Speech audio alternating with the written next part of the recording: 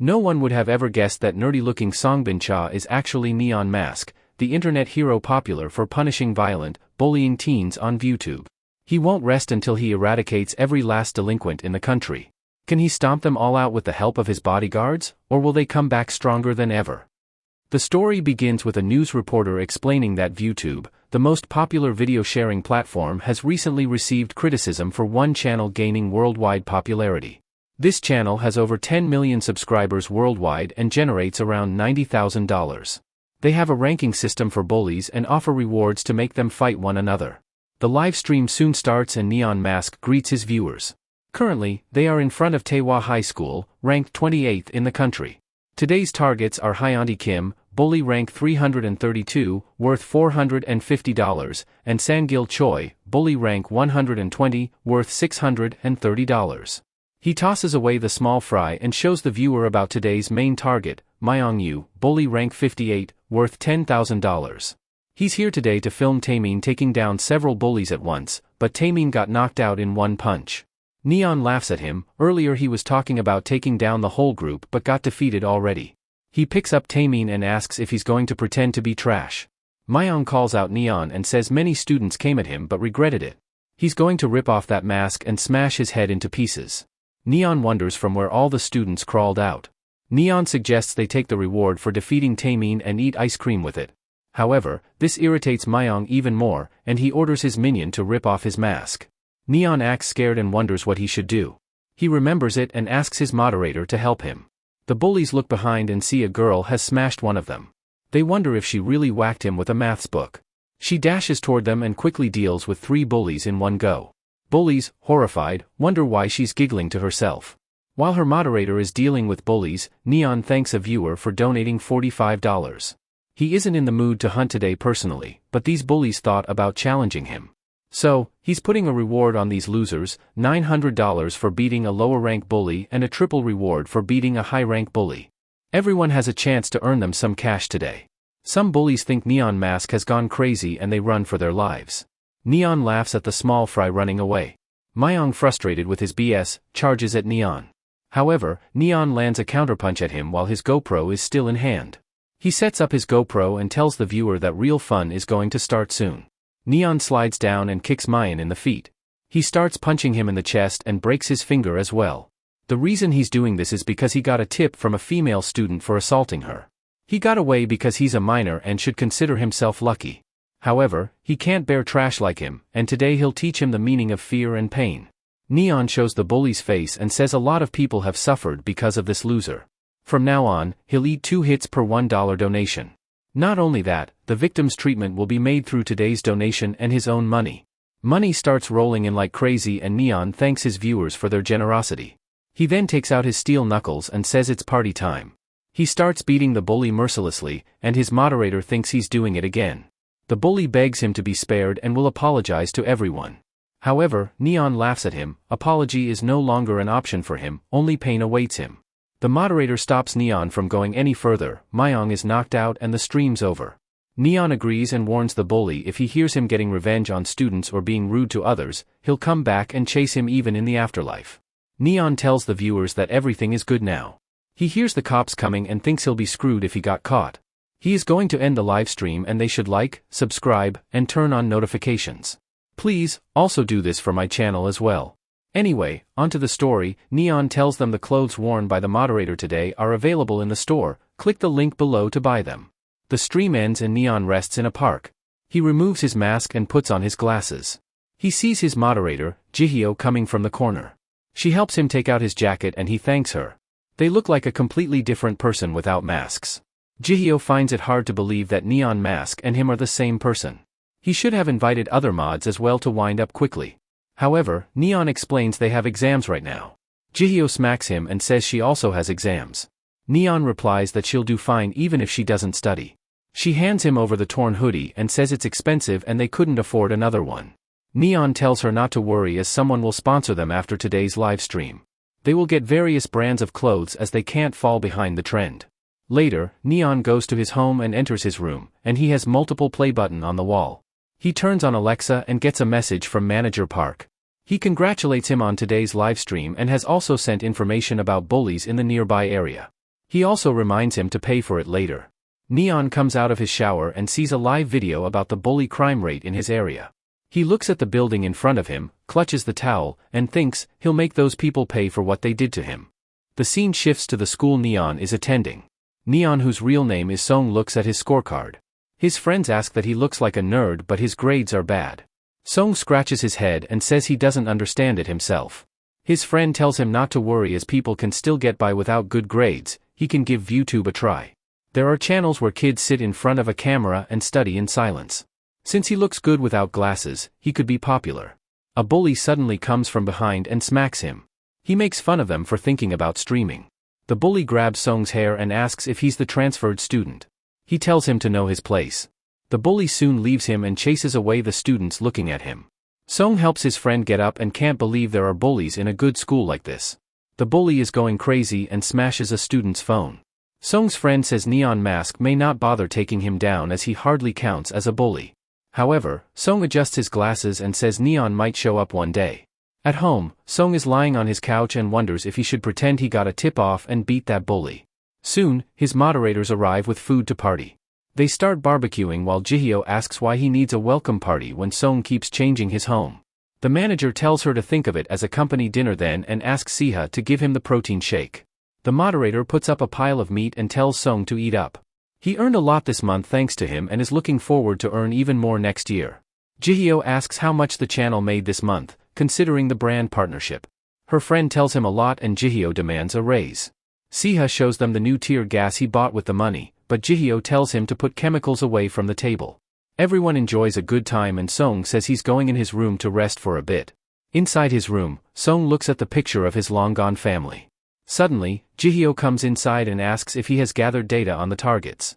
Song replies he has completed it and he'll start streaming as soon as he chooses a fourth mod. Jihyo asks about his plan after crushing the troll fam. Song replies he'll fund the college fees for his moderators, editors, and other students. Jihyo comes toward him and puts on his helmet. She then smacks him on the head and asks about what he'll do with himself. She highly doubts he'll do anything after getting revenge on troll fam. Neon cheers up suddenly and says she's so mean right now. Jihyo, irritated, grabs his mask and says he seems he has nothing to live for. He shouldn't act so lenient in this country. However, Neon says when the day comes, he'll start a burger franchise. He'll throw all the bullies into a dedicated prison, collect their shit, make burgers out of it and serve it for lunch. Jihyo finds his explanation too gross. Thanks to him, she'll now look at the burgers differently. She calms herself down and advises him to start a new life after destroying Trollfam. It's none of his fault for what happened to him, but the bullies are to be blamed. Neon says there are still many bullies in this country and many innocent lives are put in danger because of them. She doesn't have to worry about him, as long as a bully remains in this world, he'll be there. Jihyo tells him that Park is buying ice cream for them and would like to join. On hearing ice cream, Neon gets all happy. The scene shifts to some thugs talking to the shop owners for leaving marketing to them and how they could earn loads of money. However, the man refuses his offer. The leader smirks and tells his boys to leave them alone. He gives the owner goodbye, but the owner says he will call the police if he comes here again. The thug talks about setting fire to the shop and snatching it from them. The other man agrees, the location is good and they could earn good money. The leader says their son is in high school and his name is Sumin. They need to find out in which school he goes. The scene shifts to someone buying a Neon Mask meal. Turns out, it's Neon himself. He's talking with his moderator about this new product on the phone. He steps outside the store and thinks it has been a year since he started the Neon Mask channel and it has grown a lot, but the troll fam is still going strong. To limit their influence, he needs to make an example out of them. While walking towards his home, he hears some noise coming around the corner. He inspects the noise and finds bullies ganging up on a student. The bully tells him to quit the tough guy act and change his hair color in 5 minutes. However, the boy punches the bully and he crawls in agony. Soon, a fight breaks out between the Sejin and the bullies. Song looks at the symbol and thinks they might be Sandro's high school goons. He starts a live stream and tells his viewers about an anonymous tip he received about bullies ganging up on a teenager. The viewers make fun of the bullies for not winning a 5-on-1 fight. Some recognize those bullies from their neighborhood while some think they aren't even worth 2 hot dogs. Song thinks that this red-haired guy's strength and balance are pretty good.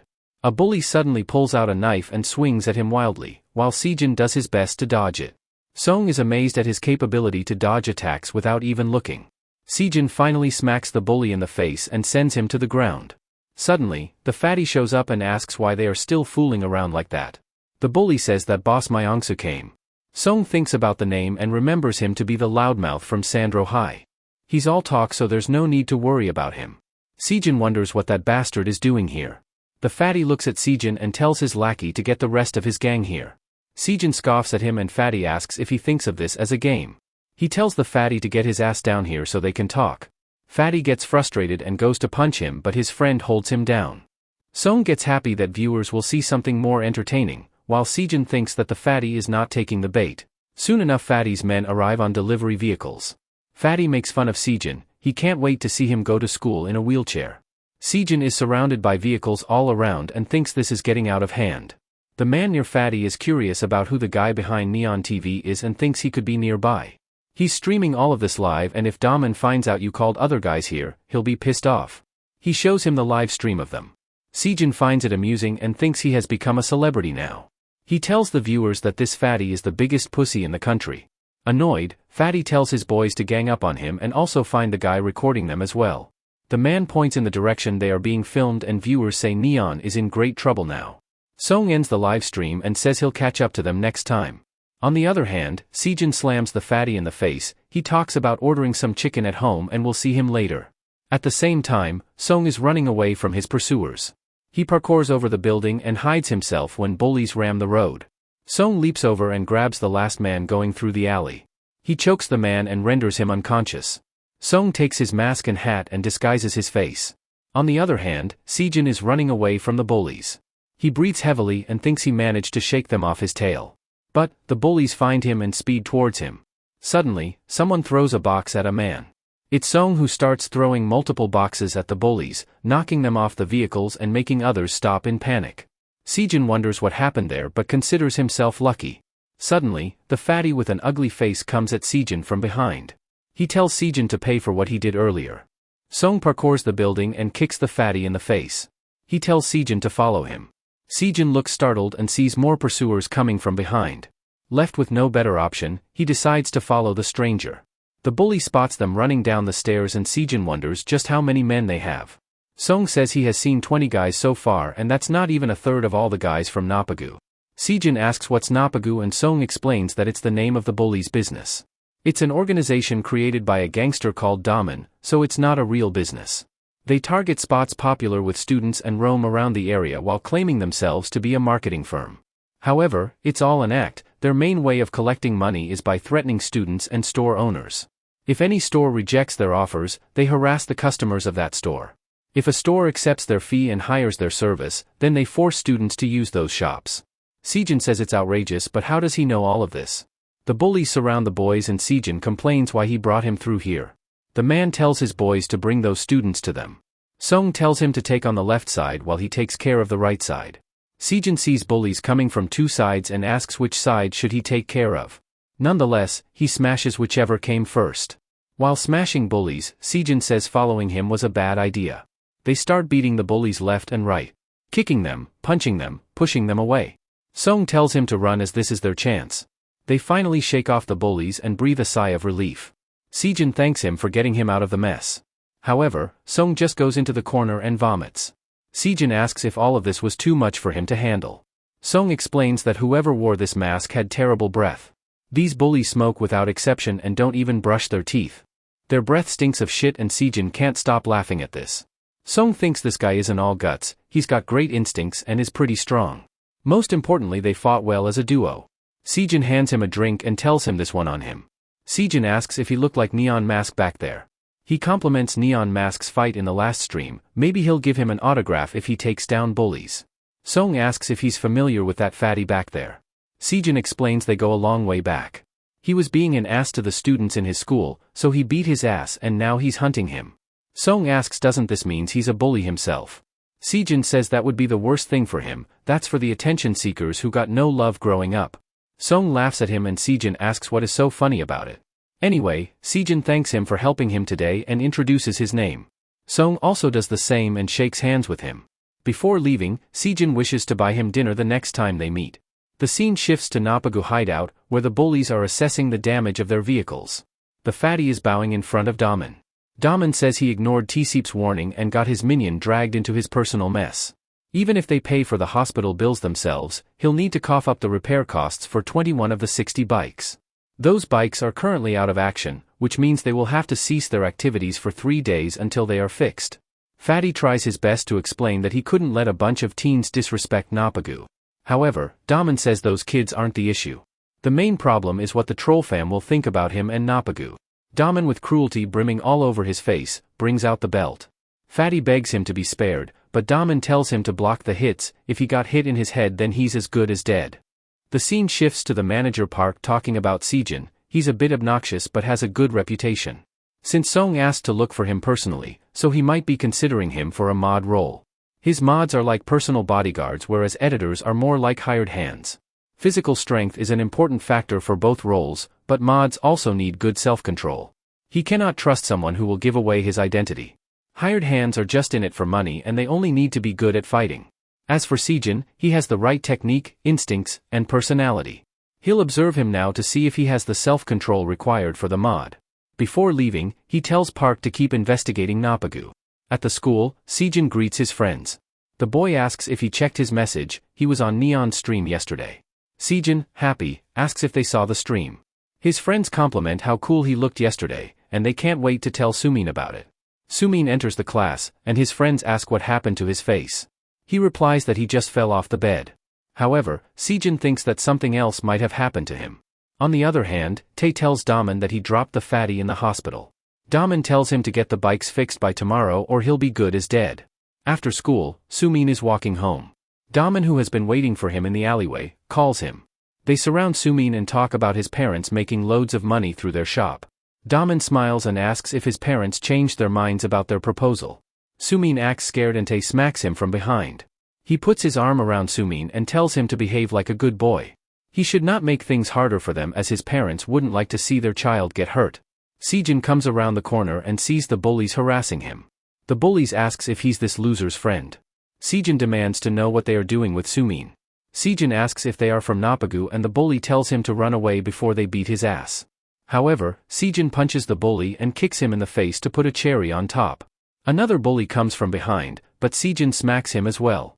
When the boy tries to get up, Sejin slaps him again. Tae tells Daman that he took fatty yesterday.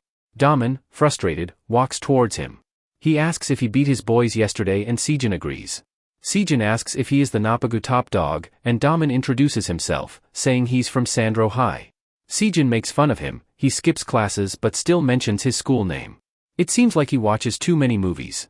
Tae asks if he should call more boys here. Sejin laughs at him and asks if he's scared to settle the score one-on-one. Tae curses Sejin while Daman stops him, saying this boy is just talk. Sejin, feeling generous, offers them 2 options. First, he doesn't beat them up and they can leave, or he can beat them up and then they can leave. Daman asks why should he even consider his offer. Sejin walks past him and says cause he's stronger than him. However, Sejin pats his back and says they could settle this like real man, and not fight over it.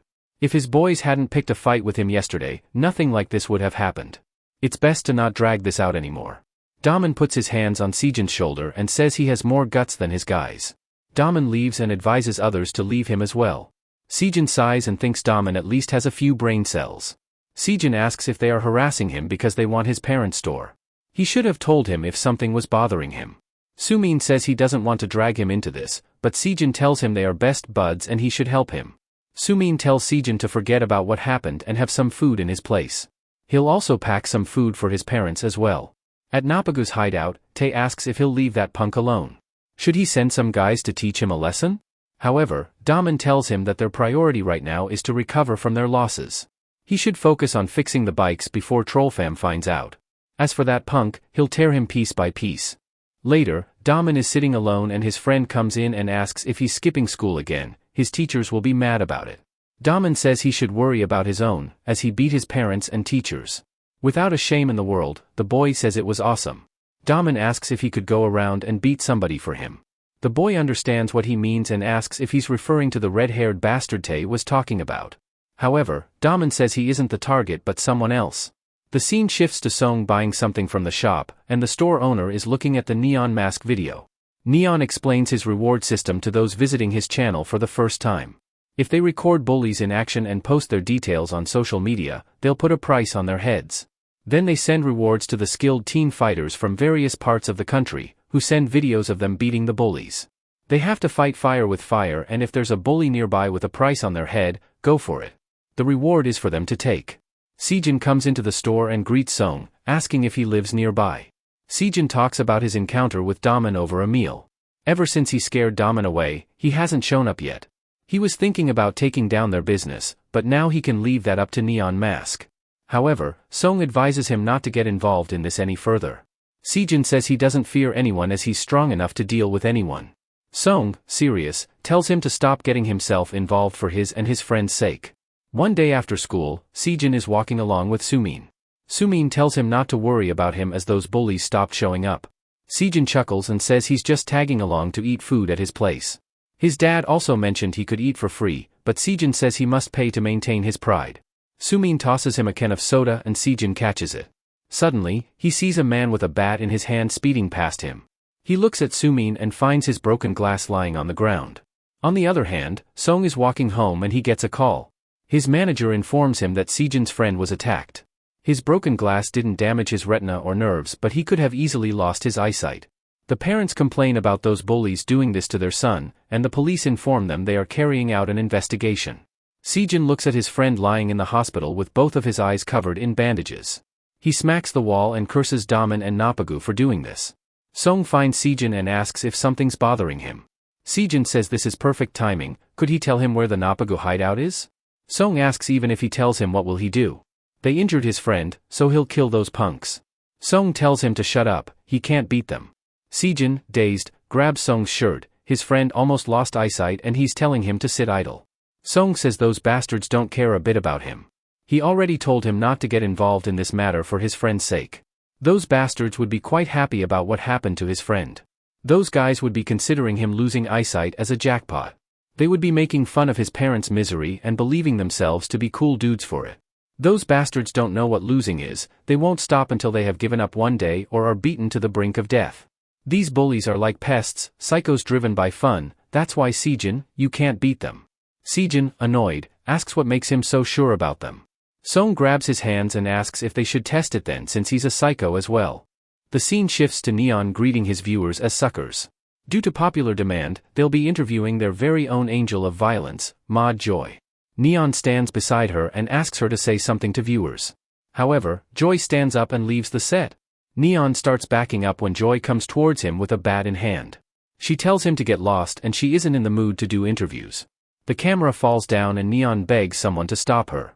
The stream soon ends, informing viewers that they'll come back tomorrow. Damon's goons are watching the stream and make fun of him for doing random stuff. Back to Song grabbing Sejin's hand. He says since he's a psycho, so he'll test his capabilities. Sejin yanks his hand and agrees to his condition. He gets serious and tells Song to take off his glasses. At Song's studio, Jihyo comes in and greets Park.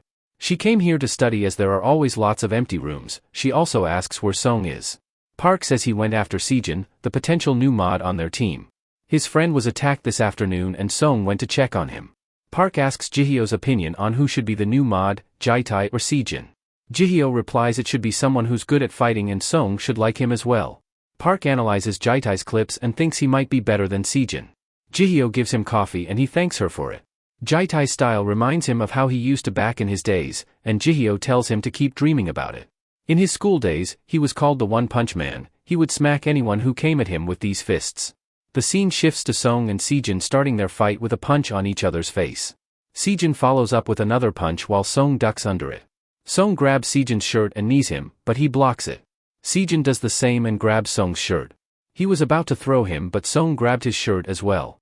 He pushes him away and Song charges at him. Sejin with good reflexes, was about to punch Song but stops midway. Song says this is the reason why he can't beat those bastards. Even if he manages to beat them today, they won't rest until they hurt him in more ways. He's hesitating to punch him when they have known each other for only 1 week. Sejin asks his reason for helping him back then.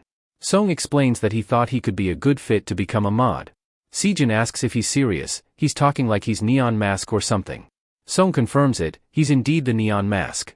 Sejin questions how could he be Neon Mask, he has to be joking. Song asks if it was pure chance that he came to save him after the live stream ended. Sejin thinks deeply about it and finds the story to be believing. Song says he's really naive, and Sejin demands proof of him being Neon Mask. Song says he has no reason to lie. He told him not to get involved in this, but if he joins him they could fight Nopagu together. Sejin says if he's Neon Mask, then he could hide his identity and destroy Nopagu as a mod. People around him won't get dragged into it like Sumin, and they could end Nopagu. They could call his other mods and editors to make sure they never do stuff like this again. Song looks serious about his childish behavior. At the studio, Park asks if they can recruit both of them, as Song seems to be satisfied with both of them. Jihyo replies their fighting team should not be more than 5 people including Song, that's what the instructor told them. A 5-person team is the most efficient for quick gateways and being discreet in narrow alleyways. When surrounded by enemies, it doesn't matter how many there are, 5 people can create an invincible defense with no openings. Park agrees to what she said and asks about which criteria should they judge them. Jihyo thinks about it and says mods should have self-restraint most. Song is also telling the same thing to Sejin, without self-restraint, keeping secrets, perfecting formation and everything else is meaningless. That's why Sejin, you can't be a mod. People like him let their emotions control them and are no different from those bullying bastards. Eventually, he'll ruin his plan and is not qualified to become his mod. The scene shifts to someone watching a Neon Mask channel compilation. The video shows clips of Neon strapping a GoPro on him and forcing his way into a bully hideout to save a female student.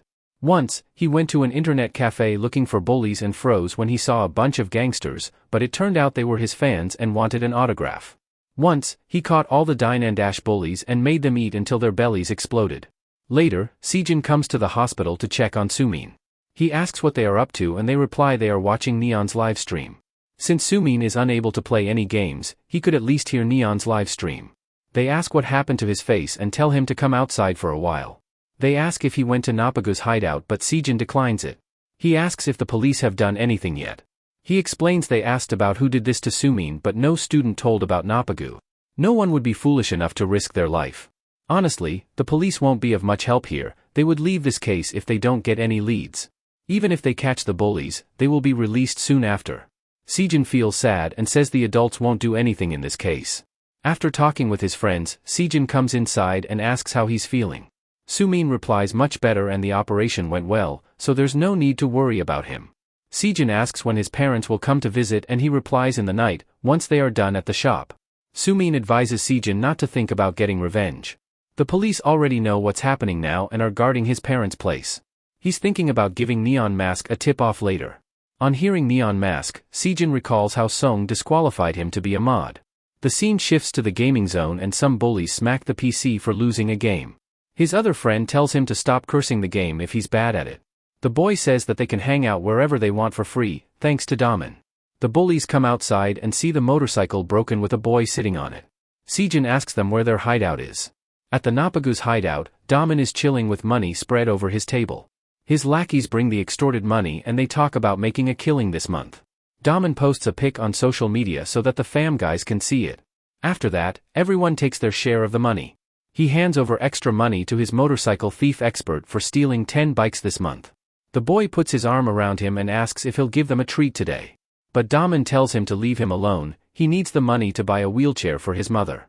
Tae calculates the money and sees that one area gave them less. He asks the person in charge of that area to get his ass over here.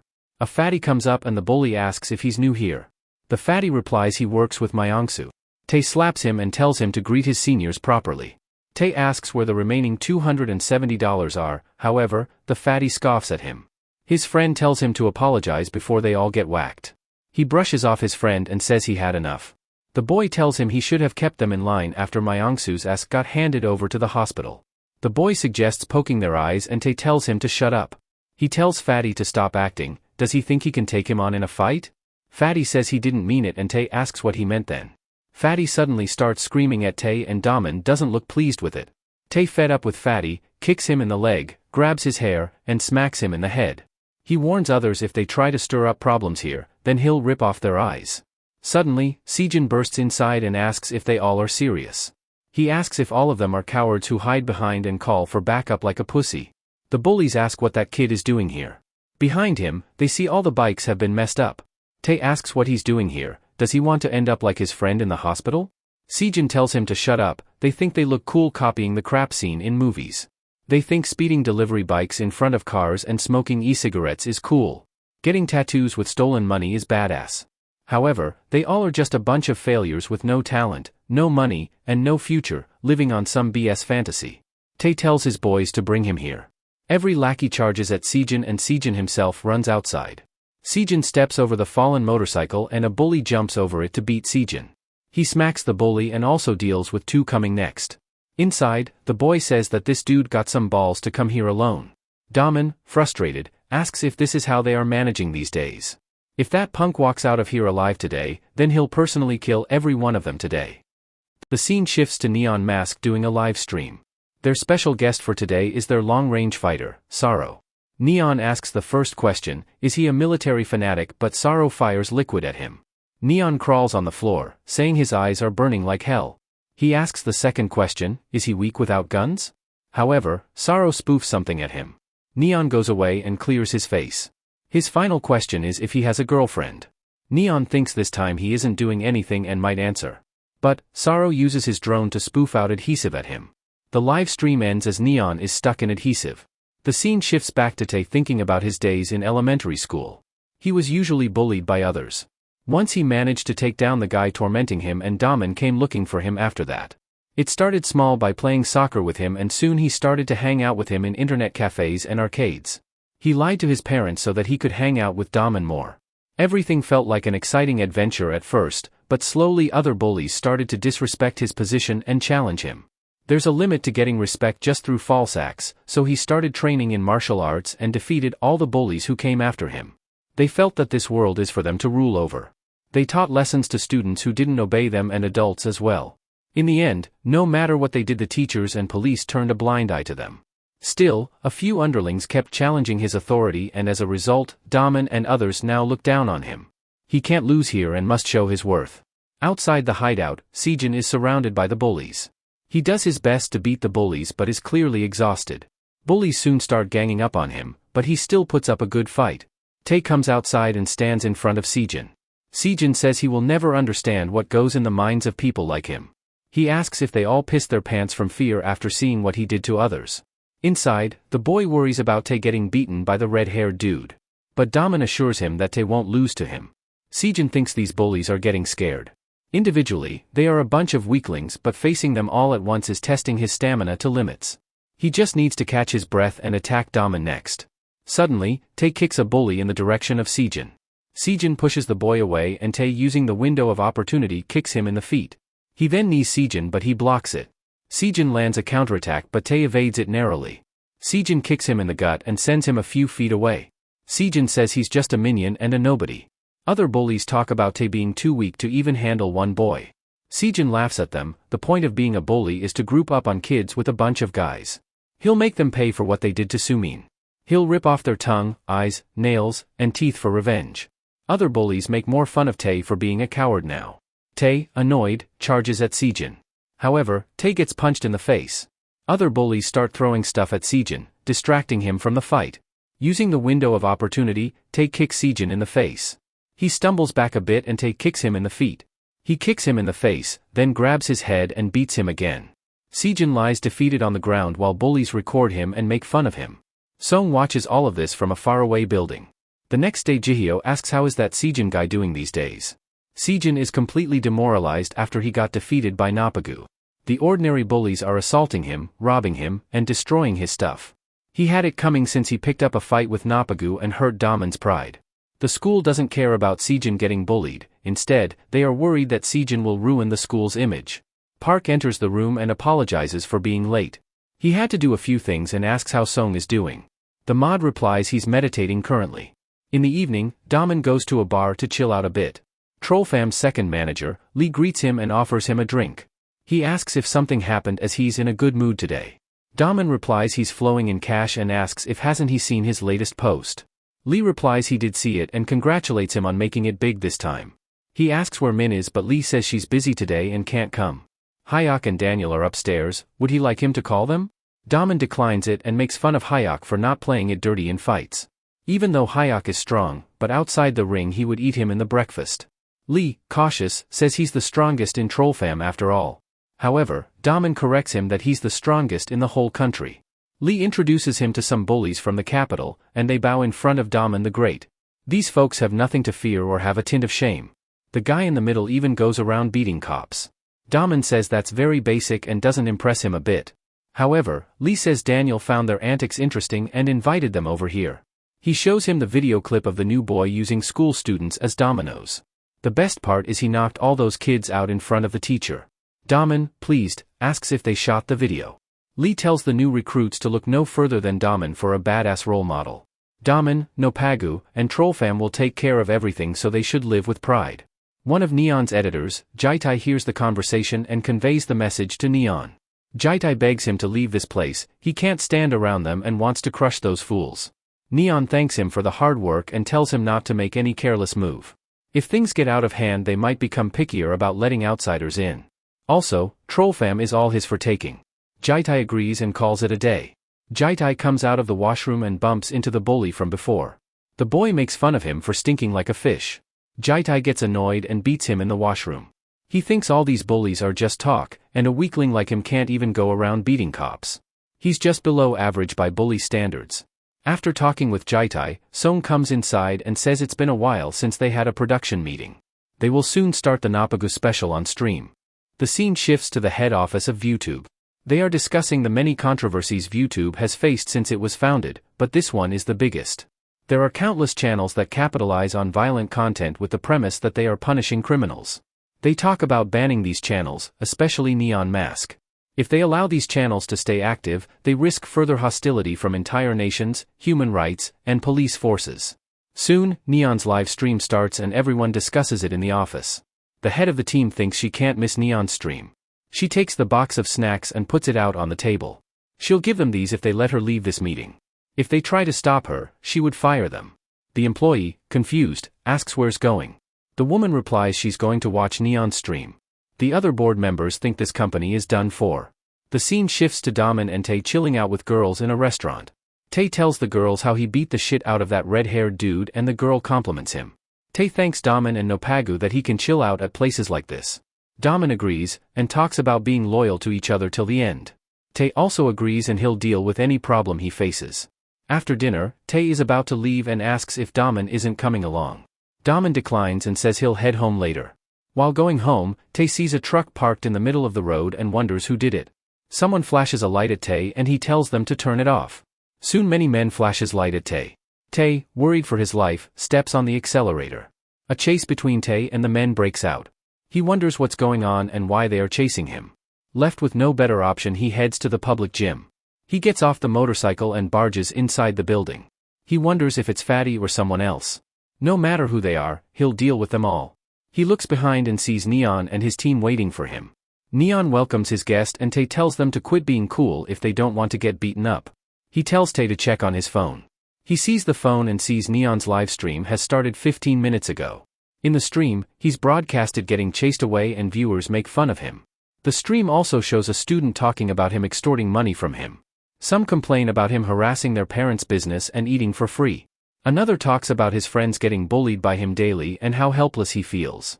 This person is Tae, since he didn't want to get bullied so he became one. Neon didn't put a reward on his head because he wanted to crush him by himself. The stage is set and he informs the viewers that the target is here. At the restaurant, the girl informs Daman about Tae being on Neon's live stream. Neon says it has been long since the last live stream and will ask about his mod's opinion. First of all, the very angel of violence, Joy, what's her opinion? Joy gives a middle finger and Neon thanks her for the cute gesture.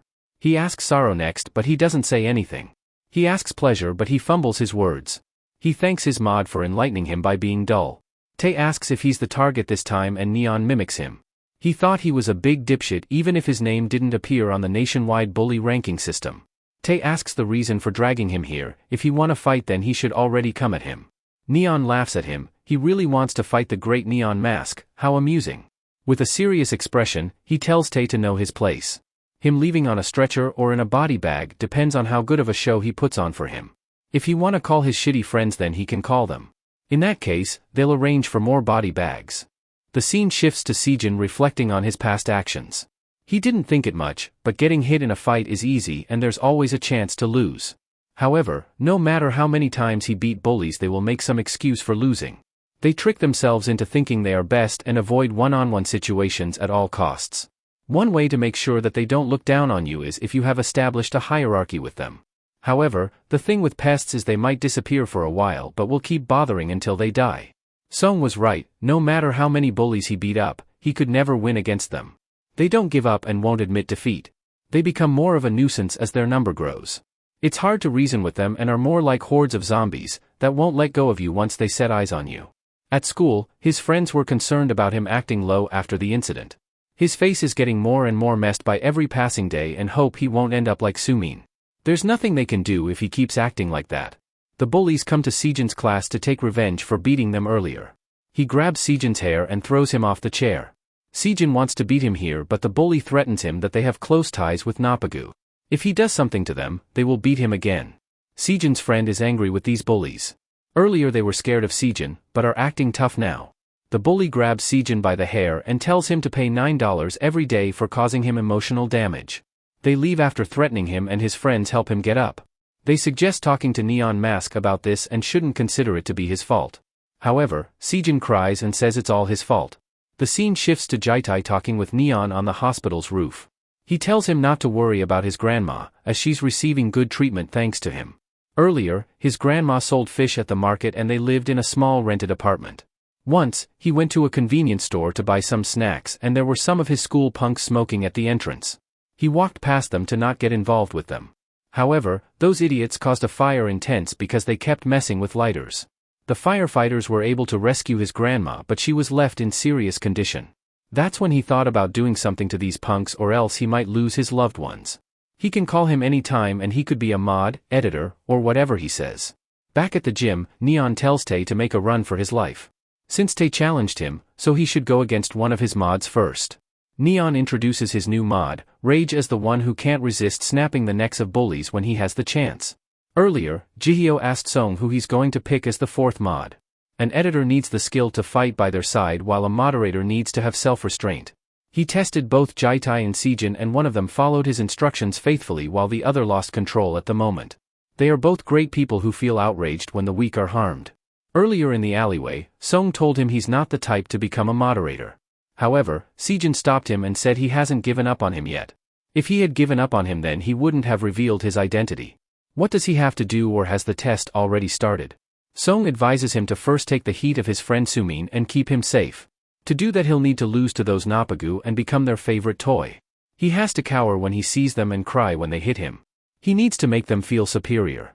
In return, he'll be overwhelmed by helplessness for the first time in his life. Nobody will do anything for him, the teacher, police, and his friends will just watch him from the side. He can't tell how long it will last, it could be a day or a year. But he will feel like hell the entire time. There's no need to feel dejected as all the victims feel the same. If he can put up with all that and still maintain self-control, then Napagu will completely forget about Sumin. After that, he'll be worthy to become his mod. Sejin kept up with the bullying in the following days and told Song he kept his promise. The new mod is Sejin and he high-fives with Neon. He tells Sejin to give them hell. The people look at the new mod and wonder who he could be as they haven't seen him before. Some girls talk about him being tall and handsome. Jaitai is sitting in the crowd and thinks he could have become the mod, but he lost control when dealing with bullies. Tae, acting confident, asks where he picked this guy. He doesn't want to fight this piece of trash. Neon makes the condition that if he beats his new mod then they will let him walk out of here without any trouble. Also, this is his only chance to go back in one piece. Tae says he never keeps his word for bullies, so he's no exception. However, Neon presses on him, insisting they keep their promise, but it's the bullies' fault for not winning. He puts his hands around Tae and asks the viewers if it's his fault that all bullies happen to be losers. A person is watching Neon's stream and sees Tae on it. The fatty from before is delighted to see him on the stream. Another Tae's friend thinks he's totally screwed today. Domum watches the live stream while the girl worriedly asks what they should do for Tae. Tae's friend discusses what they should do for him, but Daman tells them to stay still. Suddenly, Daman gets a message from an unknown sender giving him Tae's live location. Daman laughs and thinks that Neon is really something. On the other hand, Tae thinks it had 20 minutes since the stream started and hopes that someone from Nopagu will come to rescue him. Until then he needs to hold out. Tae screams at Neon Mask, telling him to keep his promise if he beats the new mod to pulp. Neon asks if he really has so many trust issues. He had already made the promise on livestream and he should get ready to fight. He asks Joy to put on some music. Joy obliges and puts on the Neon anthem. Neon enjoys the music and tells her to increase the volume. Before Sejin beats Tae, the scene shifts to Song welcoming him in his studio. Park introduces himself as the manager and says it's a pleasure to meet him. Next, he meets with Jihyo and asks if she's Song's older sister. However, Song corrects him that she's Ma Joy. Sejin, surprised, thinks about how could she be Ma Joy. She says that he has already started to piss her off and Sejin recognizes her voice. He meets with Yang next, Maud Pleasure, and Siha, Maud Sorrow. Jihyo, annoyed, tells them to go away as she's busy. Siha explains that she's in her senior year and has exam pressure. Sejin can't believe that it's real and he's joining the Neon Mask team. Song assures him he'll soon join it and presents a contract to become a part-time moderator. Sejin, happy, clutches the paper and asks if he only needs to sign this. However, Song grows serious and tells him that this channel is like a sinking ghost ship. Countless victims suffer from bullies and have to carry those scars for the rest of life. Even though this channel provides a moment of comfort for these people, but it doesn't change the fact that he's a criminal too. Eventually, he might end up in the hands of the law, or get beaten down by a more ruthless opponent, or taken out by another Neon Mask. This contract isn't with the channel but with ViewTube. This is the only way for him to look after his mods and editors when the end comes. Even if the channel doesn't end, Neon Mask doesn't have the power to turn this country around. He's just a helpless minor like everybody else. Sejin then asks him the reason for starting the channel and why he put all that effort into hunting down those bullies. Song tells him a story. In preschool, they are taught to go to the police station or ask an adult for help if something bothers them, and this made him feel safe. If he ever got lost or didn't know what to do, then he could go to an adult for help. And since the day he lost his family, he feels like a lost child. He believed in those words, but nothing ever changed since then. Although, he won't get back what he lost, but this is the only way for him to cope with it. That's why he called this channel a sinking ship. It wasn't able to float, to begin with, and should have never existed in the first place. Sejin understands what he means and says in simple terms, that adults will watch these fights and they might get punished together. If they happen to get caught messing around together, then it's only right for them to get punished together. At the gym, Neon tells them to get ready for the fight. Tae, while charging forward, began removing his jacket, and threw it at Rage. He thinks he got him this time, but Rage blocks his attack, startling him. Neon says that he was already a loser, to begin with. Rage punches Tae, sending him flying back. Tae slides down on the floor and Neon comments that it was badass. He can feel the aura coming off him. He's like a hero in a movie who loses his friend and goes on a bloodthirsty rampage. He asks Joy if she's enjoying it, but she doesn't reply.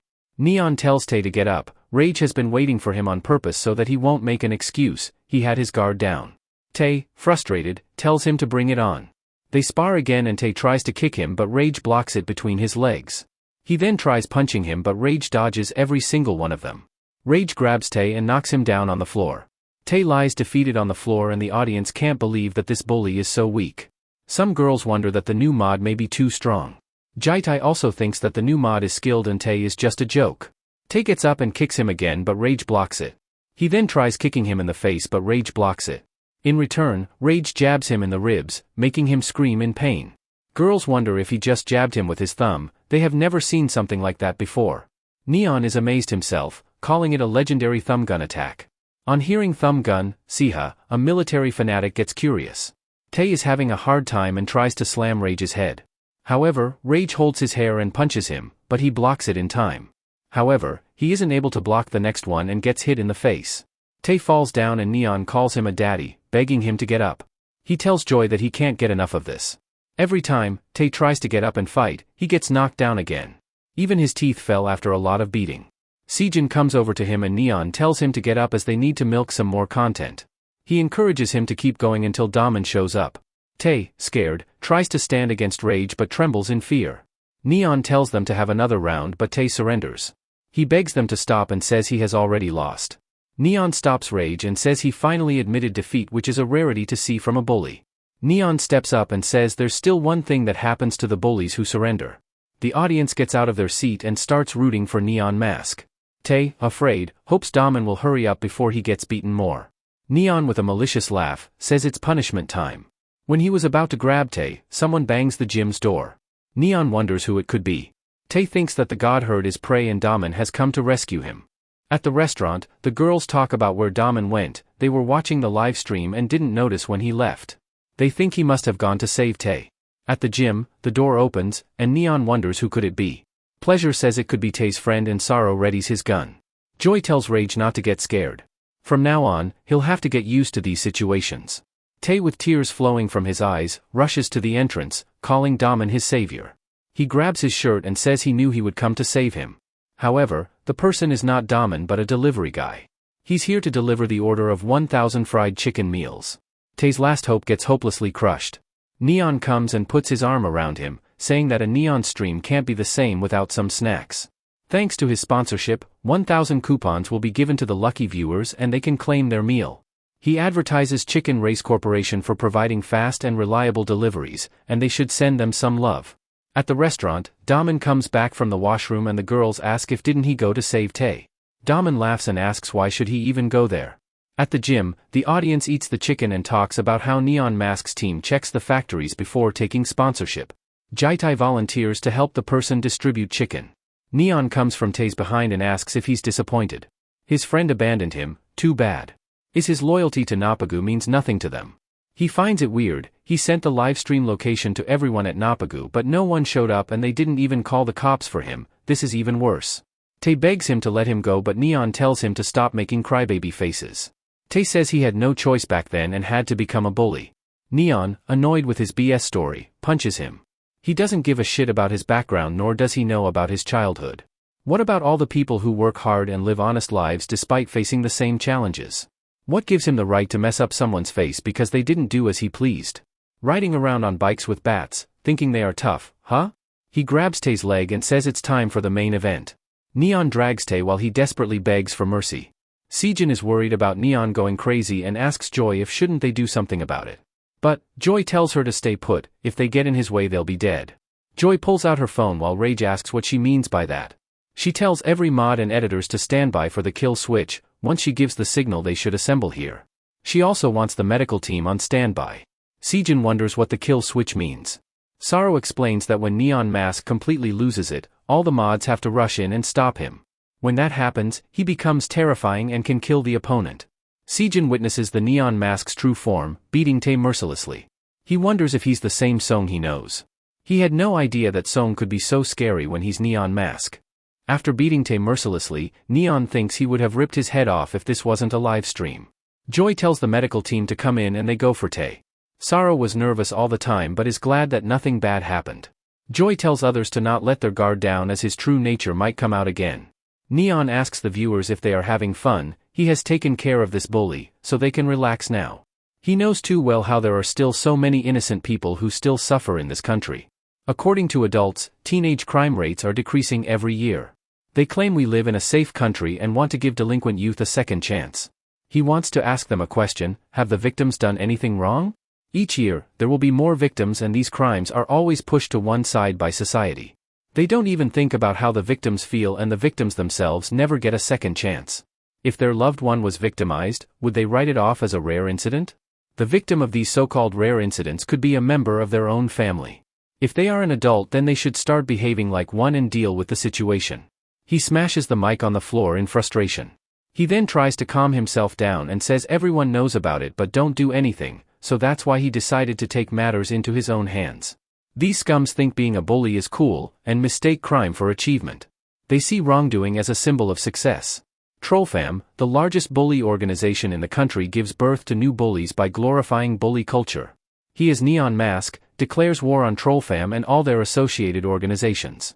He'll begin this by destroying their affiliated group, Nopagu, the largest group of degenerates in the west of Seoul.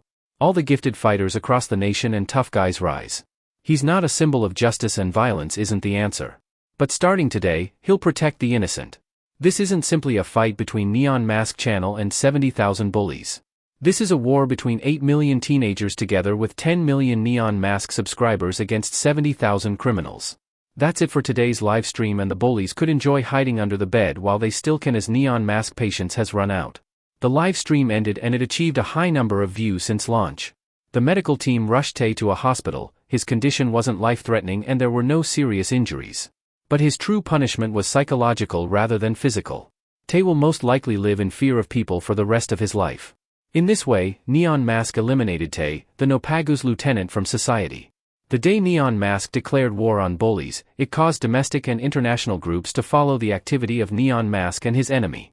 All channels that imitated Neon Mask stood in his support and wanted to collaborate with him. 30 new channels sprang up overnight that publicly challenged Neon Mask. Among the group of bullies who felt threatened, they began forming coalitions with one another. Even the neutral groups sparked into action. After the stream, Jaitai calls her grandma and tells her not to worry as his part-time job pays well. A girl talks about Neon Mask being a little different today from his usual self. She likes Neon Mask and gets the idea that he wants to protect the weak, destroy bully culture, and fix society. When he made the declaration of war, he had a happy face. To her, it seemed like he was in pain. The scene shifts to the next day at Sandro High School. Daman is sitting on his chair with a student on his limbs to support his leg. Some students gossip about how he came to school after Neon said he was going after Napagu. The bully comes in the class with a student as his ride and asks why Daman showed up to school suddenly. Daman says he needs to take care of a few things because of that Neon Mask. Daman assembles his classmates and asks if they saw yesterday's live stream. Some raise their hands and Daman slaps those people. He asks if the people who didn't raise their hands didn't see it and another boy raises his hand. He punches that boy as well. He tells them if they are thinking that things will change after yesterday's live stream then they should listen up. Nopagu will destroy the Neon Mask. They thought their school life would get easier, then they could keep dreaming about it. Later, the boy asks if this is the thing he has to take care of. Daman agrees and says that even in Nopagu many pissed their pants after the live stream. He needs to get those bastards in line too. Suddenly, Fatty calls out to Daman from behind the tree. Daman wonders why Fatty is hiding behind the tree. Fatty, with nervousness, says he has some good news to tell. The scene shifts to Death Valley in California. A person picks up the call and the caller asks if he saw the Neon's live stream. Instead, the man asks how long she's planning to work with Neon Mask. The girl replies she's unsure, perhaps until there are no bullies left. The man says that Neon uses one-sided violence and that's not justice. He understands she wants to help him, but if Neon Mask wins, ViewTube will be finished. She agrees with what he says and also asks if he can stick to that belief when he looks at his legs. The man rises and says he scares him. Whenever he watches his live stream, it feels like he's witnessing the very essence of vengeance in human form. She informs him that he can shut down Neon Mask's channel whenever he pleases, as he has the dedicated server running his channel. He's cooperating so that one day they can find a better way, but the moment Neon crosses the line he'll destroy his channel. The scene shifts to Sejin lying on his bed and his sister tells him to get up, she's going out for a bit and he'll be dead if she finds him still sleeping around. He says that the last few weeks have been tiring for him. He remembers the moment when Neon introduced him as Mod Rage. He gets all happy and rolls in his bed, thinking he's now Neon Mask's new mod. Suddenly, he remembers what happened to Tae and gets a bit sad. His phone rings and they tell Sejin to come to the boxing ring. At the gym, Jong introduces himself as the in charge of training. Sejin says it's a pleasure to meet him and asks for an autograph as he is his massive fan. Jihyo asks why he's getting so excited and Song replies he's a popular MMA fighter. Sejin grabs Jihyo and asks if she doesn't know about Lee. He started learning Taekwondo when he was 8 and won various competitions. Jihyo gets annoyed with his childish behavior and punches him. Sejin asks which style Neon Mask channel specializes in, he's assuming it to be stand-up fighting. Lee says he'll see soon, but first, they will start by cracking his shell wide open, which means he'll have to get out of his comfort zone. He says that he'll go easy on Song and the very next moment Song punches him and he dodges narrowly. Lee says their opponents aren't MMA fighters, so there aren't any rules, referees, or rings. If it's a losing fight then he should run and hit them when they are not looking. Those punks only engage in fights if they outnumber their opponent. They aren't ashamed to use a weapon and aren't embarrassed to be backed by friends. Lee asks if he understands it now. There's no ring to begin with. He shouldn't get the idea that a mod is a noble fighter who engages in duels. Sejin understands it and tells Song to brace for the impact. However, Sejin stopped midway as Song kicked him in the leg. Sejin says he didn't get to finish their fight last time. This is 100 times more fun than fighting bullies, and this time he might hit him for real. Song also agrees and says he's the first non-bully he wants to trade blows with. Sejin tells him to get ready and they both start sparring again. Song feels Sejin's power and thinks that in terms of pure strength, he's above him. Sejin asks what's wrong and tells him to put in more effort. Suddenly, Jihyo comes from behind with a kick, and Sejin, sensing the danger, evades it narrowly. Sejin looks surprised and Song asks why he's acting like a novice. There are no rules to do a 2v1 fight. Sejin calls him a punk and readies himself for the challenge. Jihyo also puts on her helmet and gets ready. Sejin, a bit nervous, tells them to get ready. Both of them charge at Sejin and he thinks this is completely different than facing bullies. Those punks just rely on their sheer numbers and have zero coordination. But Jihyo and Song are on a different level. If he dodges Jihyo's attack, then it will force him into Song's side. And if he dodges Song's attack, he'll get hit by Jihyo. They don't bother switching between offense and defense, it's like an all-out attack.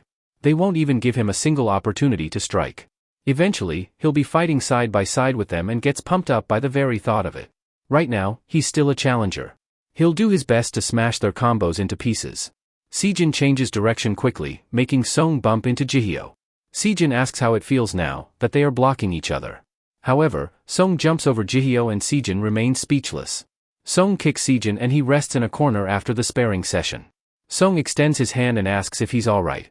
Sejin says that they literally destroyed him. He asks how they are in so much sync and he wasn't able to figure out their attack pattern. Song is impressed by him that he managed to look at their attack pattern. Lee says they are a bunch of bad guys themselves. No one will applaud them for being honorable and fighting one-on-one. Their opponents are punks who don't deserve any consideration. They should use whatever means necessary to get an upper hand. They should never limit themselves to just one approach. In some situations, fighting may not be necessary and that's why they have a reward system. Sejin hears Lee's speech intently while Jihyo just wants to get out of there. Sejin asks if the guys ranked highest in the reward system are executive members of Trollfam. Song explains that reward systems are for those bullies who upload videos of them committing violence. The top executive at Trollfam doesn't have anything to do with it. Sejin asks if there's no connection between Trollfam and the reward system. Song says this is a trap they have set for them and this reward system is a puppet show to get to them. After the training session, Song and Sejin go for a shower. Sejin looks at the scars on Song's body and gets shocked. He asks how he got those scars, wondering if they are from fights. However, Song explains that they are from training. He asks what kind of training he did they throw him off the cliff or something, and Song agrees. Later, they relax in a hot tub and Sejin can't believe that he rented out this whole bathhouse. His channel has the best benefits. Song says this much expense is nothing for him. Due to the nature of their work, they also need to look after themselves. If he has a question or needs any equipment, he can tell him. Since this is a dirty job, so this is the least he could do. Sejin understands and says he has something on his mind. He asks who is the person Lee was referring to. Lee explained that since they have got all the basics down, he won't need much more to destroy a bully. What he'll teach him are tactics and strategies for street fight. How to catch their enemies off guard and humiliate them. He can see that Sejin will be of great help as they try to take down that guy and he'll leave the task up to Song to educate him. Song explains that the person is the supreme enemy of the Neon Mask channel, their greatest and terrible opponent. He fought him once before but got completely destroyed. Sejin can't believe that someone is stronger than him.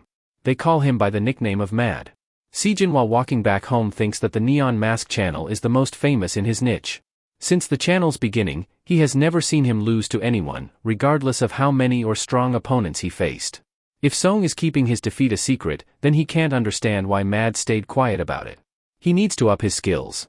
Also, when Song teams up with his mods, he becomes so strong that he can't even lay a finger on him despite being equal.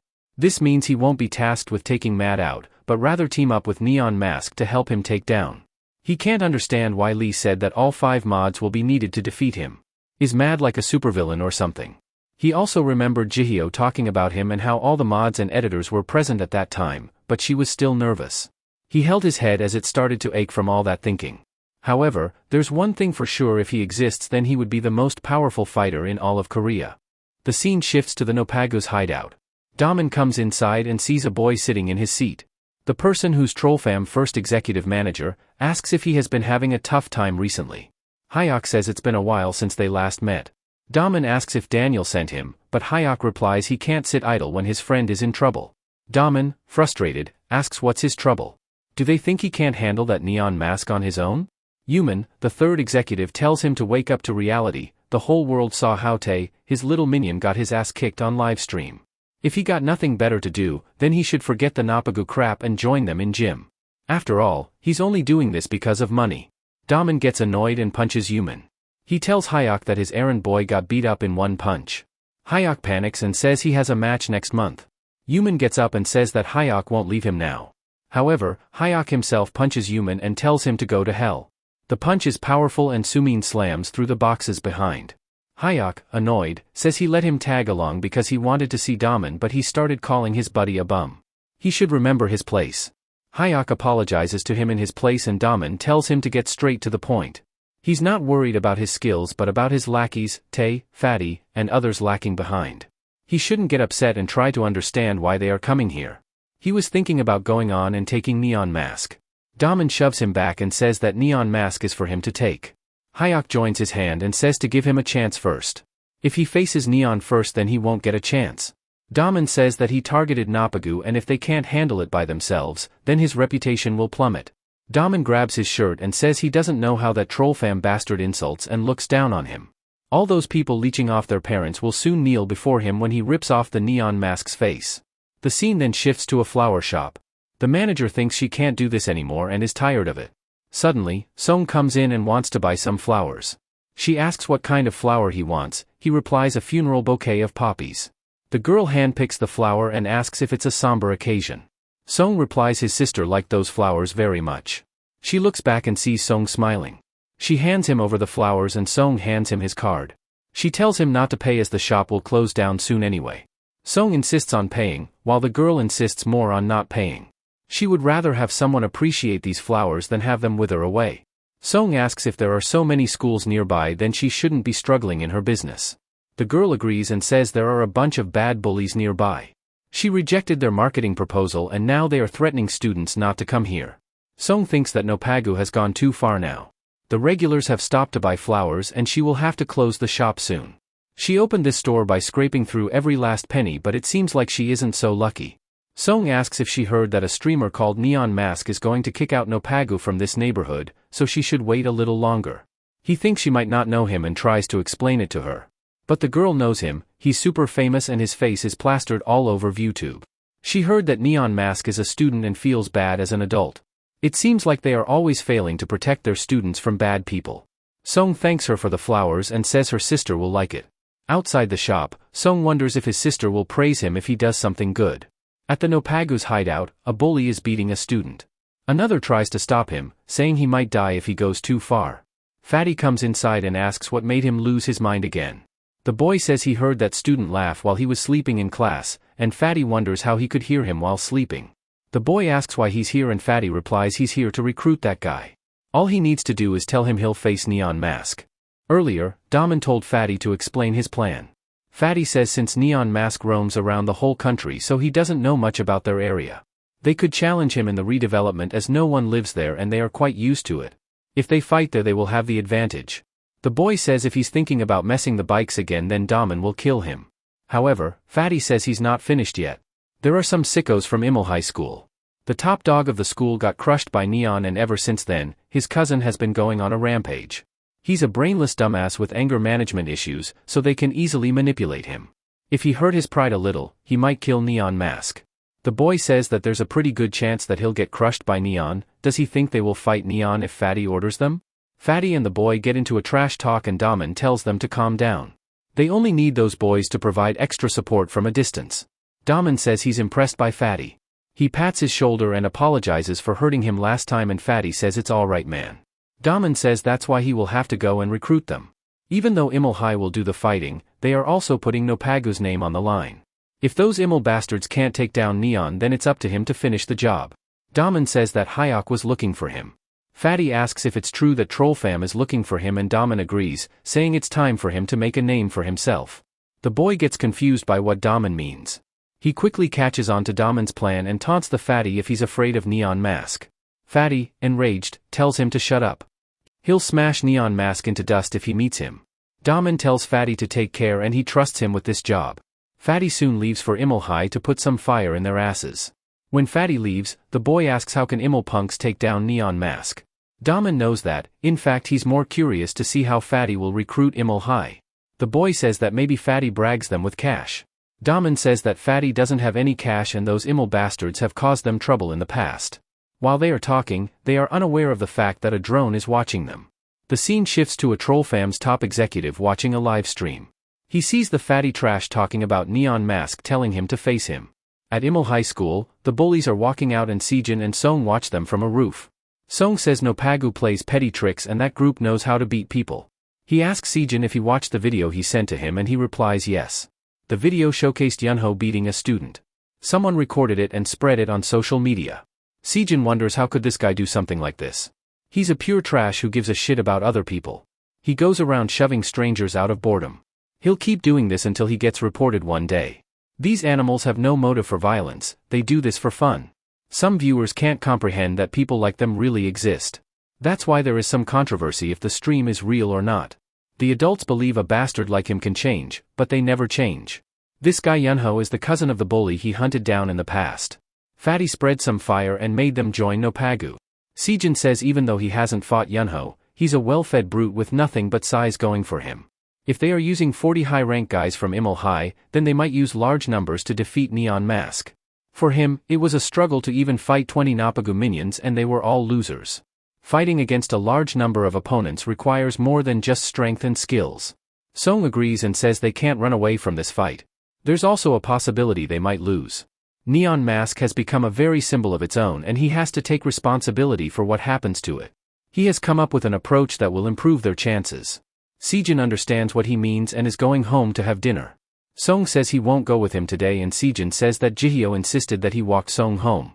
However, Song says he'll be busy as he has a recorded stream for today. The stream soon starts and Neon Mask greets his viewers as suckers. Today, Myongsu and Imul High morons combined forces, so they came here to hunt Yunho. He shows the viewers a boy getting knocked out by Yunho. He picks up the boy and asks what a nobody like him is doing here. Saro says he's taming Kim, a bully at rank 67. He got kicked in one of the last streams as well. Neon asks why he keeps getting his ass kicked, did he upload a video again? Saro confirms it, he spat on people walking past them. Neon becomes annoyed and says they can't measure Yunho's strength with this weak guy, he tells him to do his job properly. Saro says he did as he was told, not to bring any strong guy because it would ruin his stream. Neon agrees but they won't get any content if they get destroyed the moment they start. He should understand his position as he's trying to create hype somehow for that mediocre Yunho. Yunho asks if he's Neon Mask, but Neon tells him to wait a second. Saro and Neon start quarreling with each other and this irritates Yunho more. At the end of the bargain, Saro demands an armored car and Neon explains that it's illegal to have one. Saro further says that should have asked Joy for help. He's such a coward to approach her for anything. Neon panics and asks if he wants him to get killed. They can discuss this later and Saro says he'll tell Joy if he doesn't give him an armored car. Neon comes back and asks Yunho to introduce himself. Yunho asks if he's the real Neon Mask. Neon asks if he even has to ask that. He heard that he fights those weaker than him and there's something he's curious about. In the video, he beat up a student for making eye contact, then why isn't he coming at him? He approaches Yunho and asks if he's too strong of an opponent to take on. Yunho gets annoyed and punches him, but he ducks under it. He follows it up with more punch but Neon evades every hit. Neon says that this time he'll have to do the work himself. He punches Yunho but he blocks it. He holds both of Neon's hands and starts pushing him backward with his sheer weight. Neon enjoys the ride and suddenly Yunho grabs his throat. He tells him not to mess with the wrong person if he doesn't want to get his neck broken. Neon coughs up and Saro asks if he needs some help, but thinks he would be alright. Neon tries saying that Yunho is a real villain here but Saro doesn't hear him. Neon suggests they talk this out, they don't fight each other and be friends. However, Yunho punches him, and Neon slides down.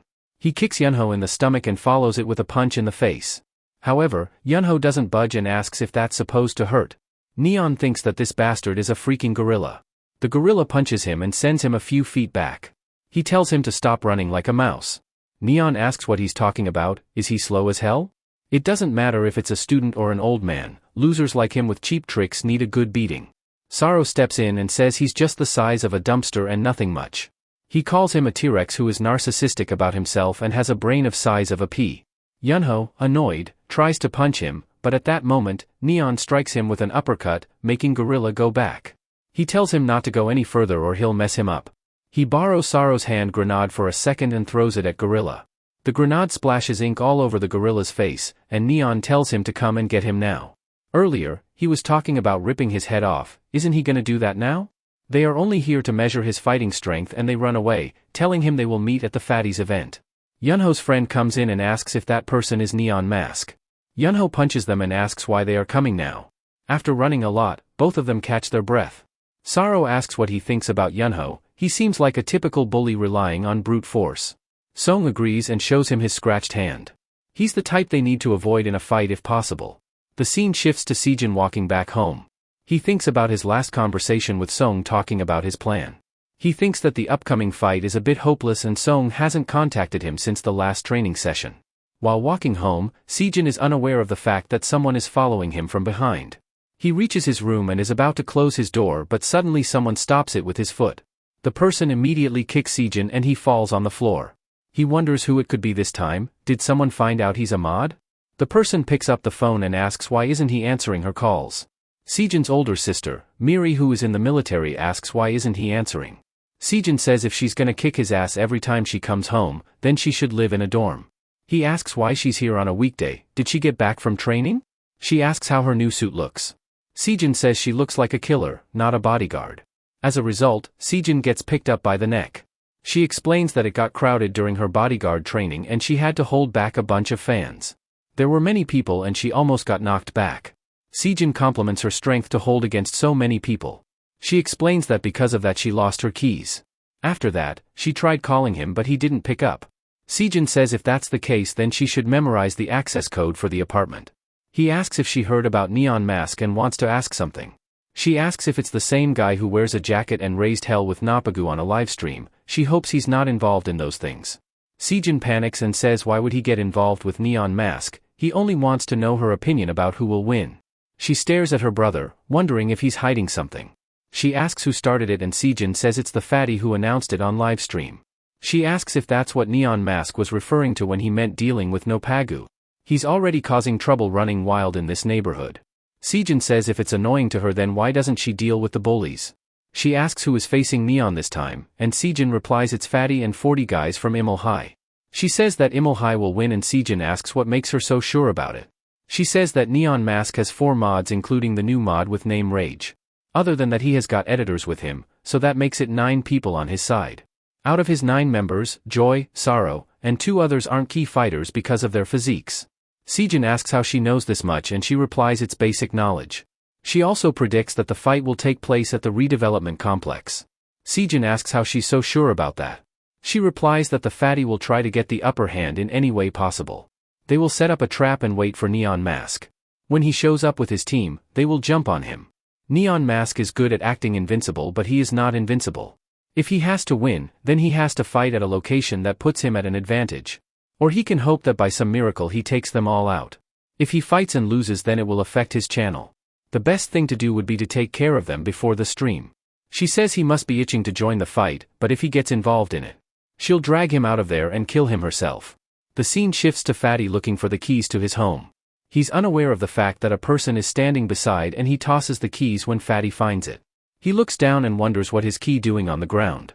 Neon comes from the shadow and asks if he likes it. Since he takes forever to find his keys, so he made a copy for him. Fatty gets terrified and asks if he came here because he can't win in the upcoming fight. Also, why he has his keys, he'll call the cops for it. However, Neon shuts the Fatty mouth with his finger. The guy who made the key said, he threatened him before and broke into his home. Now, that keymaker wants him to handle this quietly. Neon makes fun of him saying it's just a joke, there's no point in doing anything to him if it's not on camera. He's got a suggestion for them, they have been talking about that place to fight. So, he wants to remind them that the police won't be able to get there easily. It would be better if he changed the location. Fatty asks if he's scared to face him there. Is he panicking because he can't win? Unfortunately, they won't change the place. If he makes him beg to change the location, he'll humiliate him on the stream. Neon leaves him and says they'll see who will win. At the hospital, Sejin visits Sumin. He's happy to see his right eye recover fast and Sumin is glad too. He asks how long will he have to stay here and Sejin tells him not for long. Sumin grows serious and asks him about Neon's last stream. Did he tip-tay off? Sejin declines and thinks he might have been caught for working as a mod. Sejin says that Nopagu bullied many people, so maybe someone reported him. He further asks what he thinks about the Neon Mask. Sumin replies he's a hero obviously, but he's a criminal in the eyes of society. Just like in comic books, there are bullies in real life too. Sejin also remembers reading his favorite comic and how he and his sister dyed out their hair. Sumin then shows him the Neon's Mask latest video. When Sejin looks at it he becomes astonished. The scene shifts to the flower lady closing her shop. She thinks that the stars look pretty today. She opens her mobile and sees a Neon Mask video on top. She decides to watch it. The video explains that there's an underage gang called Nopagu that controls the western districts of Seoul. They have cut down their activities since the last stream. Nopagu threatened store owners by demanding money and assaulting people close to them. Ever since they were featured on the last live stream, they thought police might find out what they are up to. So, they have been trying to hide from the public. The members are Daman at the top, and below him are Tae, Seonjil, and Fatty who lead junior members. Most of the dirty money is pocketed by the executives, and other members earn minimal wages, driving their hunger even more. Although police have stated they will do something about it, they still haven't done much. Students also insisted that violence in the school should be tackled and that Neon is standing for them. Suddenly, an ad shows up featuring Rage's merch, and Sejin thinks, when did they do that? Recently, Fatty teamed up with Imul High and declared war on Neon Mask. They have chosen their desired location, giving them an advantage. After careful consideration, he decided to choose a date and time for it. He choose a week ahead at 6 p.m. at the location they choose. From the first round to the boss fight, he'll take them all by himself. Sejin becomes horrified and wonders what Neon is thinking. Fatty is also telling the same thing to his boys.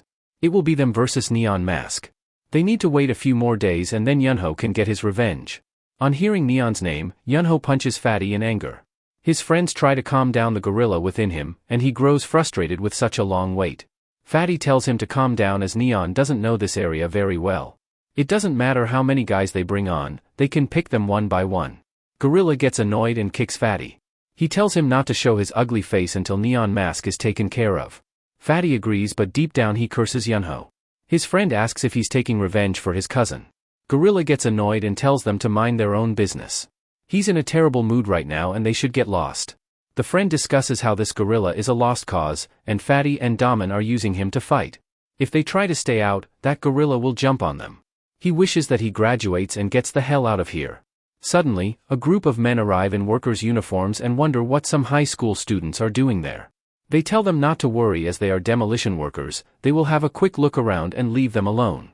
They won't tell anyone they were here, and in return, they'll not get in their way. Later, Fatty assembles all his members. Daman welcomes Gorilla into his headquarters. He can drink as much as he wants here. Gorilla asks why that Fatty came running to him crying, did Neon Mask beat his ass too? Daman explains that he was made fun of twice in Neon's live stream and Tae has also been taken out. If he could crush Neon just this once, he would be grateful. Gorilla asks what's in it for him. Daman tells him not to act like that. If Neon Mask destroys Nopagu, they will come for him next. Also, the reward for beating him has also gone up, it's now $4,300 while his cousin was worth $1,000. Gorilla gets up and Daman tells him to sit down, they won't gain much from fighting each other. Outside, the bullies talk if they have to fight there, it's like a hornet's nest. He recently saw a UFO there, but the other tells him there's a freaking airport nearby. Fatty tells them to quit the crap.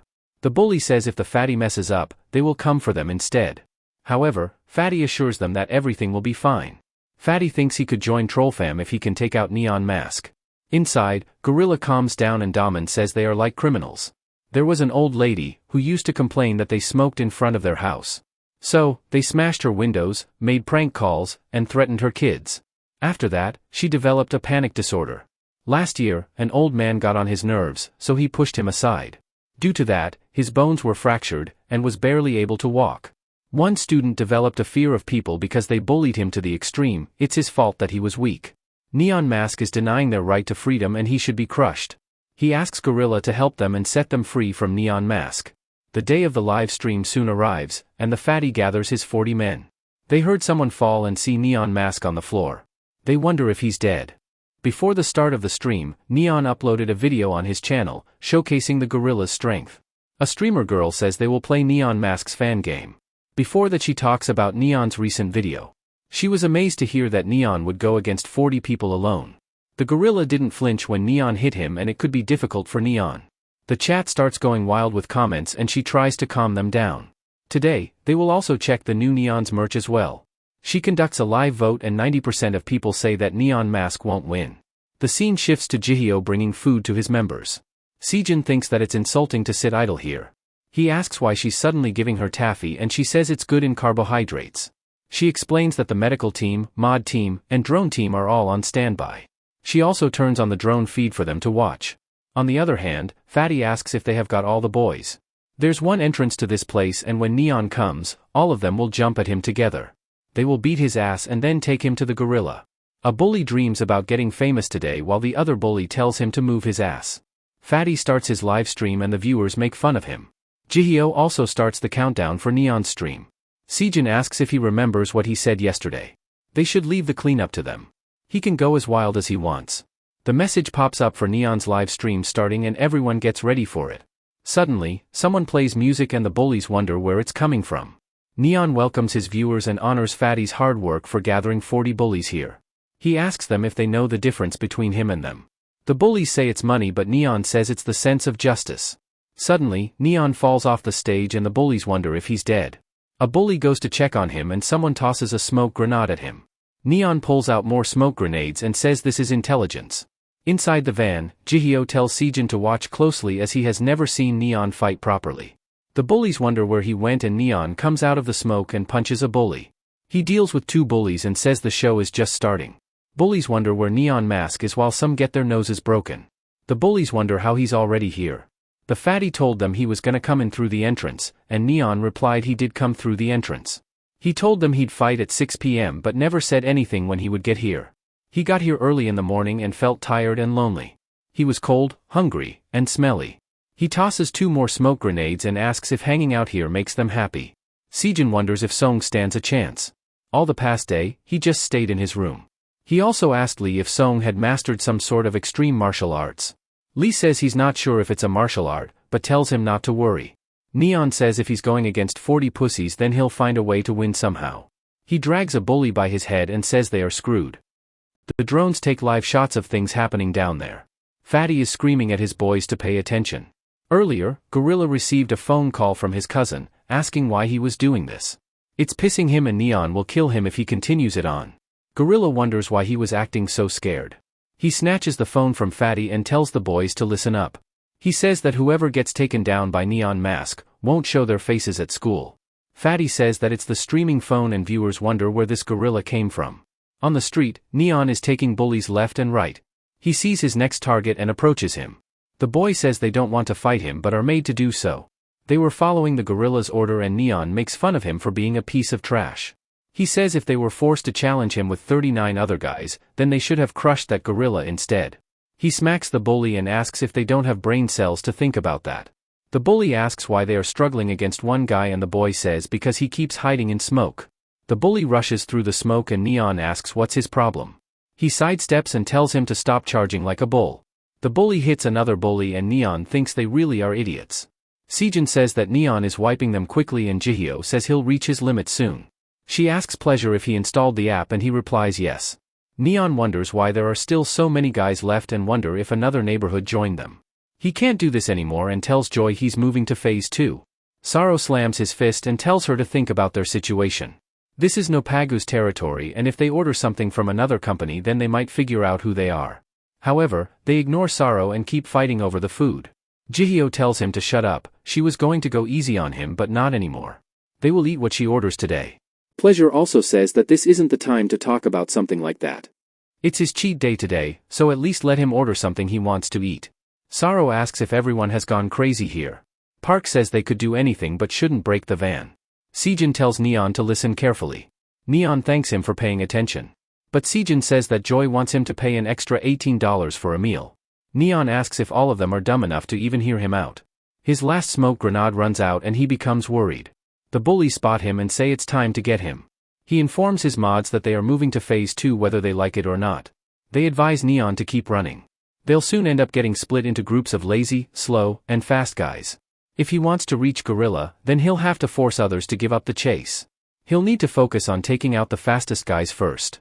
Jihyo says they'll also make sure to target the quickest guys first. Pleasure in the background says he has ordered 5 packs of noodles. Neon asks if they haven't eaten properly and tells them to focus. Sejin asks what's phase 2 and Saro explains it's street assault, it's Neon's area of expertise. Neon turns around and grabs the wooden plank from the floor. He uses it to smash the bullies and throws all 3 of them into the sewer. Saro says it's a tactic that originated in the early 90s and was used in turf wars in countries with high crime rates. Since there weren't enough guns and ammunition for the gang's fight, one gang started developing tactics to take out the armed opponents with bare hands. Most people think that martial arts, weapons, money, or whatever they can get their hands on can be used as weapons. Does he want to know what weapon Neon will use, or more importantly how long will he last?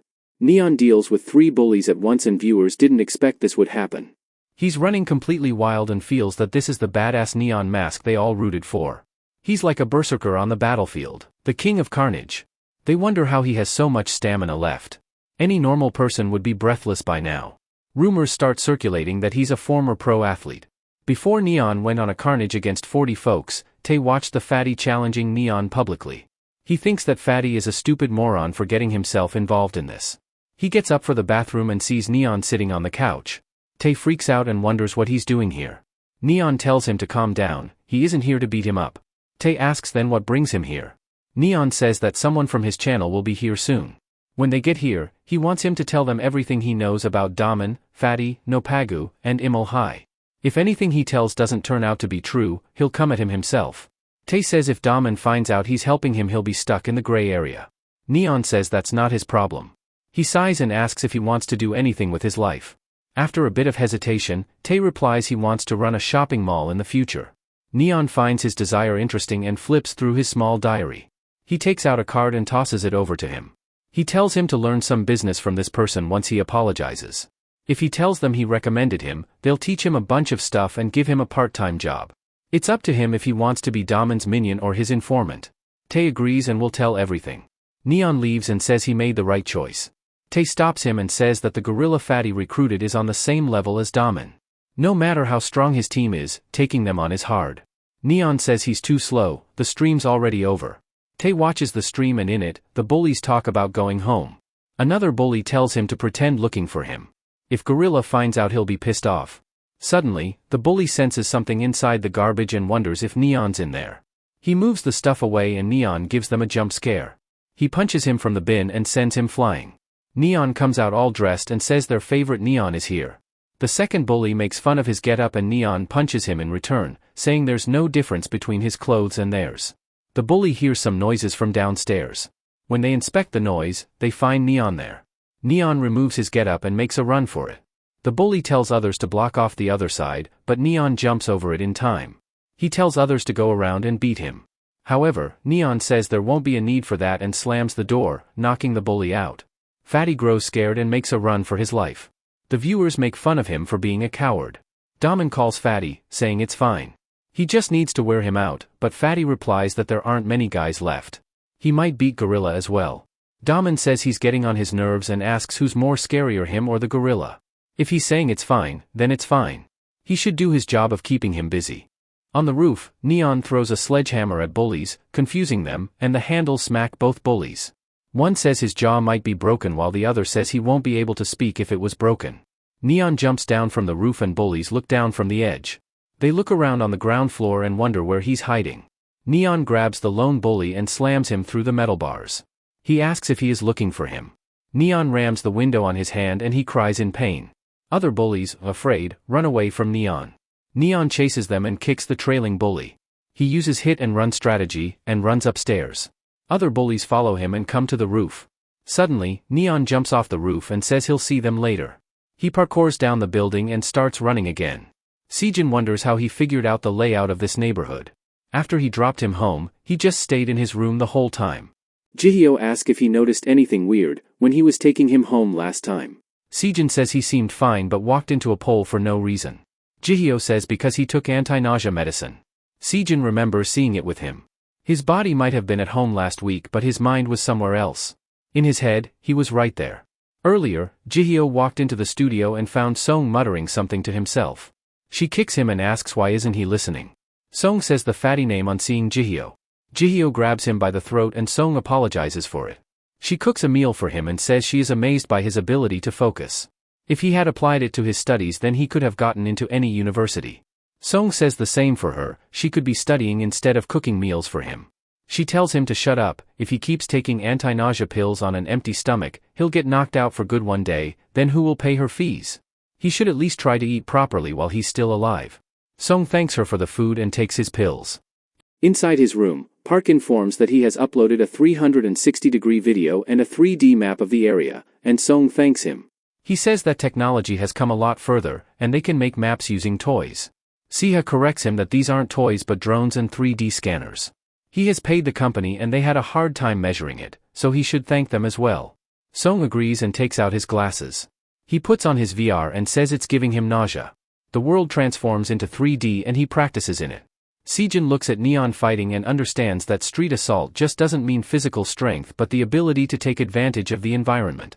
Neon soon reaches Fatty's hideout and waves at them to come out and play. Gorilla shoves the Fatty away from the window and sees Neon. Sejin remembers his sister's word that Neon Mask is good at acting invincible, but he thinks she's wrong. He doesn't act like he's invincible, he only pretends he can beat them. Neon asks if aren't they coming down, or does he has to come upstairs.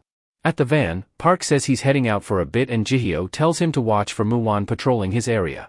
He closes the door and wonders what she wants him to do. Muwon doesn't listen to him anyway. Neon asks what are they waiting for, his legs are hurting so they should hurry up. Sejin and Pleasure remain amazed to see Song getting past 40 guys. He has been running around for an hour but doesn't even look tired. Jihyo says he's probably at his limits but he's trying to hide it. Neon tells Joy to recall drones one by one. Once they are out, she should switch to rear cameras and get ready to change formation. Suddenly, someone throws bricks at Neon and he evades it. Fatty is the one tossing stuff at him and Neon calls him low-life piece of trash. Suddenly, Gorilla comes from the side and punches Neon. Sejin gets worried while Jihyo stays calm like it's usual for him. Gorilla asks if it was fun beating a bunch of losers, and Neon says it's his fault that those guys got beaten up. Neon tries to punch Gorilla, but he doesn't budge and kicks him instead. Neon staggers on the floor and Sejin asks if they should go there and help him. However, Joy asks him a question, does he think he's tired or tired of pretending? She has no idea and Sejin asks if that doesn't worry her at all. Saro says that Neon is on the move again. Gorilla asks if he's trying to pull the same crap, trying to tire him out before taking him on. Neon hurriedly looks to his sides to find something. He finds a cargo and goes inside it. Gorilla thinks that he's getting desperate now and follows him. Inside the cargo, Neon stretches himself and Gorilla says there's nowhere for him to run now. Neon gets up and says he needs to focus. Suddenly, someone closes the door and Gorilla looks back. It's Park who does this and tells them to have fun in there. The gorilla screams at the person to open the door and Neon punches him in the head. He tells him to pay attention to him not outside. Neon unleashes a fury of punches and Gorilla has a tough time dealing with it. He thinks that somehow his punches are much stronger now. When he encountered him last time they were weak. Gorilla punches Neon in the face but he doesn't budge. Neon remembers his past self talking about avoiding him in a fight if possible. This also reminds him of the time when he wished he was a bit stronger. He was going with a person for a delivery. The man suggested he should have stayed at home if he was tired. However, Song says he's grateful that he's giving him work. The man gives him a cart but Song thinks if it's just flat-pack furniture, so carrying them around shouldn't matter much. Since they have only one cart, he can use it while he does a few trips. The man thinks it would be nice if he stuck to athletics at school. He then met with one of his sister's friends. She suggests his sister get into a cram school and she could avail a discount for her. Later, Song discusses it with his sister about going to cram school but she calls it ridiculous. He should instead eat food and go to sleep as he has work at dawn. She tells him not to worry as she'll get a part-time job as soon as she gets old enough. Song thinks that he has taken care of cram school but still needs to deal with her college fees. Even if she works hard enough for a scholarship, he isn't sure if they'll pay for her accommodation as well. She'll also need an allowance to hang out with her friends. He greets the man, saying he has come to work here. At work, Song does his best to carry heavy boxes. In the present, he blocks Gorilla's attack and says that he's pretty strong himself.